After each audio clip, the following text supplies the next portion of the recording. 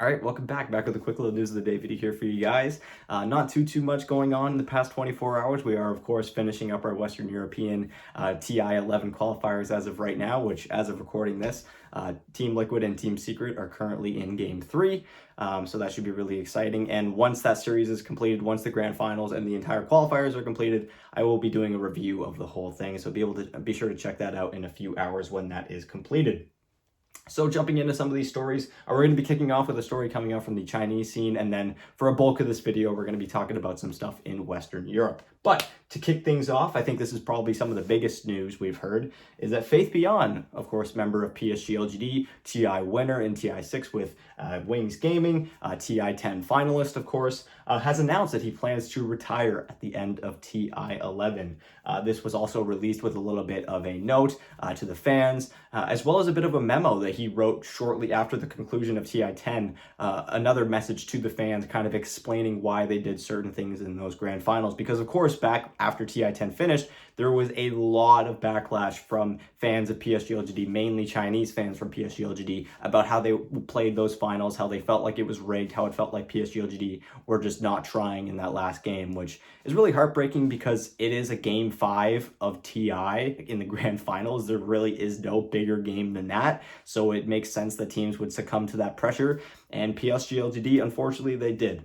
But regardless, Faithbian put out a little memo about his thoughts and everything like that shortly after. So if you want to read that, again, everything that Faithbian posted linked in the description down below. But for Faithbian, what an amazing career. Hopefully retirement treats him well. Obviously, he feels a little bit, satisfied with the way things have gone. And hopefully, to round out his career, he gets a nice deep run at TI11. And who knows, maybe he ends up being one of the first players to bring a TI championship to the LGD organization. That would be pretty insane and a fantastic way to end a career.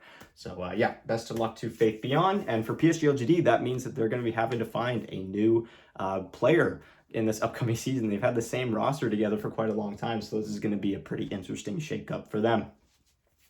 All right, now moving into the Western European stories, kicking things off, we have Alliance, who, of course, had their struggles in the Western European qualifiers. They never really got off the ground, and it's been more or less like that for Alliance for quite a long time now. This rebuild that they did around Nico Baby this past year just really hasn't felt like it worked, and for Alliance, it felt like even though they had a full roster together, it was bound to come apart and they were bound to have to find some new members. And now we're getting news that Aramis is going to be taking a temporary break from Dota 2, from professional Dota 2, I should say.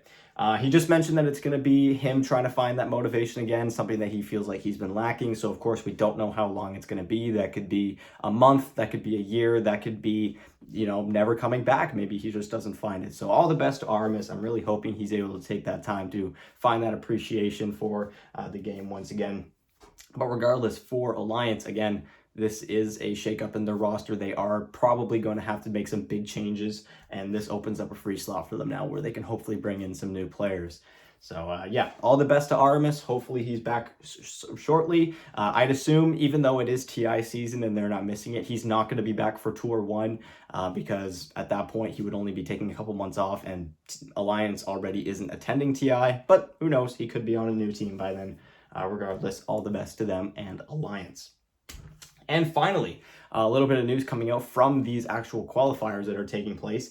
We finally got a bit of a reason as to why the third game in the Team Secret versus Into the Breach series ended up getting postponed till earlier today. We hadn't really exactly heard anything. Both teams played one, they each won one game in that series, and then game 3 just never happened. And so there was a bit of a confusion there. And we ended up getting word that there was a delay due to server lag. Basically, during game 1, when Team Secret 1 Into the Breach was playing on a server that they were unfamiliar with, and there was just a whole lot of game lag. They had a really hard time keeping up. And then in game 2, they ended up switching servers, so Team Secret was now the one in a position where they were lagging a lot, and Into the Breach ended up winning that game. And so just to avoid having whatever team had the best connection winning game 3, they just decided to postpone it till the next day when hopefully all of these server issues were resolved.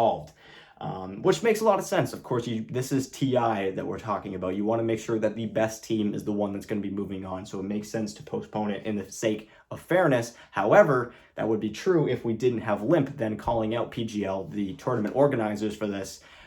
calling them out for picking favorites because they themselves were also dealing with server lag during their series against Into the Breach, and they didn't get any sort of postponement. They didn't get any help from PGL whatsoever. They talked about how they had to play all 3 games of that series on lag, and there was no switching it back and forth between Into the Breach and Goon Squad. So that's a pretty big thing. We'll figure out what comes from this because obviously this is just Limmp calling them out. We don't know if it's exactly true, although given PGL and their reputation that they have with not only viewers but also people that work with them and the players, it wouldn't be too shocking to see if this was true, because of course Limmp calling out the fact that just because their team is not as big as a team like Team Secret, they just didn't get that support that they really deserved, which would be really shitty because they were one of the top teams in those qualifiers, and they do drop out maybe a little bit earlier than people were expecting. They could have had a shot at playing up against Team Secret in the lower bracket semis, but ultimately it did not come to be. So yeah, anyways, let me know what you guys think in the comments down below. As always, again, links for everything down in the description down below, as well as our link to our Discord. Feel free to check that out if you guys want to join, talk about DPC stuff, anything related to all of that, with people just like yourself. And of course, when these Western European qualifiers are completed, I am going to be doing a review of that, so be sure to check that out in a few hours when that does finally come to an end. Anyways, thank you guys so much for watching, and I'll talk to you guys later. Bye.